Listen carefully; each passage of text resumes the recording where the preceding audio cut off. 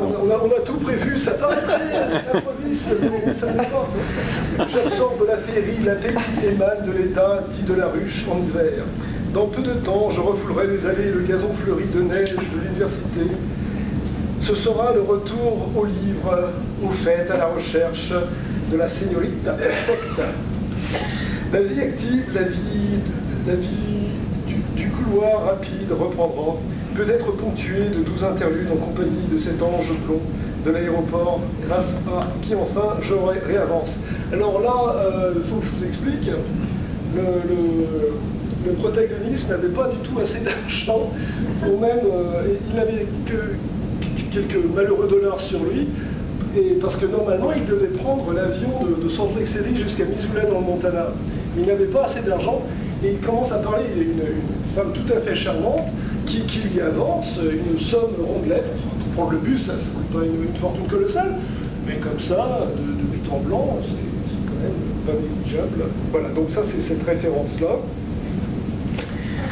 Et je ne sais pas si vous êtes comme moi, mais une des choses, aux États-Unis, qui, venant de France, m'a curieusement peut-être plus choqué même que d'autres choses, c'est la façon dont certains Américains disent au revoir. Et c'était peut-être plus flagrant même à l'époque.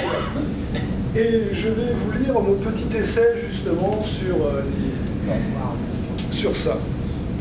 Alors, donc, dialogue. Bien, donc, je vous appelle dans 2 mois. Goodbye. Bien, bye. Le français dit au revoir. L'américain, goodbye, lui répondant, lui renvoyant l'ascenseur, disant la même chose, mais avec ses propres mots, lui faisant écho. Mais à l'oreille du français moyen, susceptible à l'esthétique et donc à la sonorité du langage, cet écho peut paraître faible, manquant de relief. En effet, le français, ou la française, tend à imprimer une chaleur particulière lorsqu'il est question de quitter la personne avec qui il ou elle est, avec qui ou elle vient de parler, ou d'avoir un minimum de contact. Du au revoir anodin se dégage une volupté, une mélodie emplie d'affection, comparable à la conclusion des grandes symphonies, des concertis classiques ou romantiques des siècles passés. Que le mode de ces morceaux soit mineur ou majeur, peu importe, on se sent rassasié. On ne reste pas sur sa faim. Il en est même du au revoir, après le tumulte, les arabesques de la conversation, de l'humaine comédie, advient le moment de partir, et cela se marque d'une manière résonnante. Au revoir! Si les Pavarotti et autres Domingo semblent choisis des dieux pour entonner ce point final, le citoyen moyen, amateur de talent et de tradition, se dépêtre fort bien de la tâche qui lui incombe. Au revoir. Ainsi partons, chacun de son côté, baignant dans une certaine satisfaction, voire d'une certaine plénitude. Le cercle est maintenant bouclé. Le message du départ s'est transmis de cette manière au cerveau, signifiant que tout va bien. Tout va bien, en majuscule. Adieu, angoisse existentielle, le fossé entre autrui et soi-même est comblé. On peut dormir sur ses 2 oreilles en attendant la prochaine rencontre. Personnellement, je sais qu'un bon au revoir à la française me remplit d'un délice certain. Mais qu'en est-il de Goodbye, son alter ego américain? Eh bien, trop souvent, il est plus qu'alter qu'ego. Excusez, c'est mon côté gaulliste qui peut-être remonte à la surface. Extrêmement intrigant. Bien qu'il remplisse une fonction a priori identique, il a tendance, lui, à être fort peu modulé, voire souvent pas modulé du tout, sauf en de rares occasions, chez de rares individus, exceptions qui confirment la règle. Si avec le au revoir made in France, on baisse la voix, avec sa contrepartie US, on la lève, et cela de façon un peu vague. En résulte une impression de laisser aller, de je m'en foutisme. On était bien content de vous parler, mais on a d'autres poissons à frire. En serait-il de même si vous avez d'autres chaises à fouetter? Partie l'impression post-symphonique de plénitude, de bien-être. On se retrouve entre 2 chaises, sans trop bien savoir sur quel pied danser. En résulte l'incertitude. Nombre de Français se demanderont après le départ de l'Américain « Qu'y ai-je donc fait? Tout allait si bien. Pourquoi cette soudaine froideur, cette sécheresse dans le ton ?» Le contraste est rude, déconcertant. Plus de grand final et plutôt un sentiment confus, un peu comme les dernières mesures du mouvement lent de la 7e de Beethoven, où les différentes sections de l'orchestre s'enchevêtrent dans une sorte de cacophonie peu typique d'ailleurs du compositeur malentendant.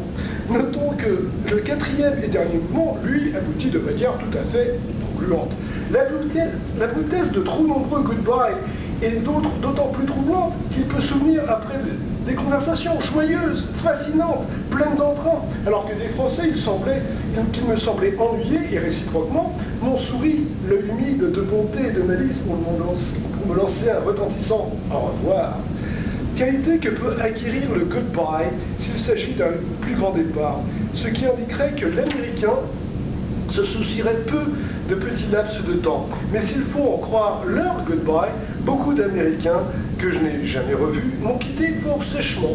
Tout ceci peut varier selon les individus, mais la moyenne maintient une réserve vis-à-vis du moment du départ, reste ou réinterprétation du stiff upper lip anglo-saxon. En fait, les Américains, moins formels souvent, plus pragmatiques, négligent ou ne pensent pas à dire quoi que ce soit lors d'une interruption de relation.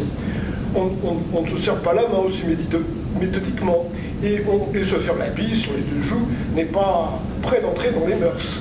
Notez bien, je reste un produit du terroir français. En ce qui concerne les manières de saluer, mon oreille a été marquée par 18 ans en France. Si je préfère le bluegrass et le rhythm and blues au bal musette, en ce qui concerne la méthode de se quitter, il me faut marquer le coup, un minimum d'éclat. Le goodbye de ma bienfaitrice me sembla particulièrement froid. Notre mariage était compromis. Je fouillais dans ma collection d'enregistrements pour me passer le concerto de l'empereur. Voilà, donc...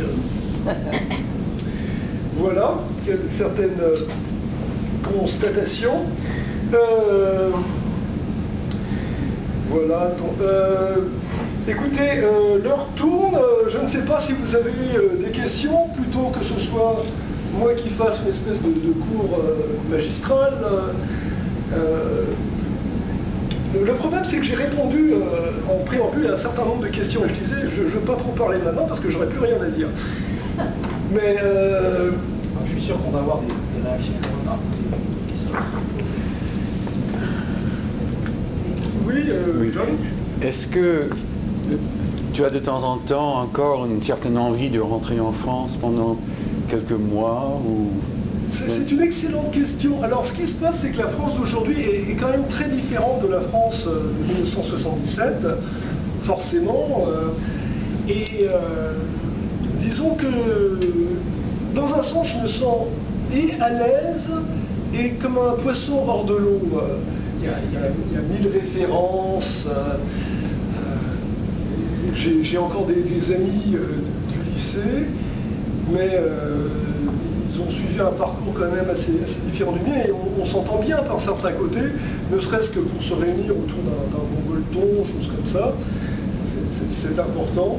De façon plus anecdotique, j'ai grandi dans une partie de la France qui s'appelle la Brie, célèbre pour le fromage Le Brie, de même que la Champagne est la région qui produit le champagne.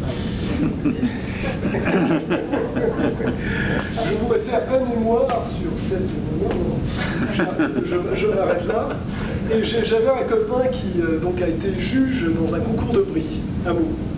Donc je débarque, et voilà que tout d'un coup je suis devant une table pas antithétique à celle-là, avec des bris un peu partout, le vin rouge coule à flot. Et là, je me dis, je me sentais bien. on a beau dire de bien manger, d'honorer Bacchus et Dionysos, ne sont pas de mauvaises choses. J'aime beaucoup retourner en France.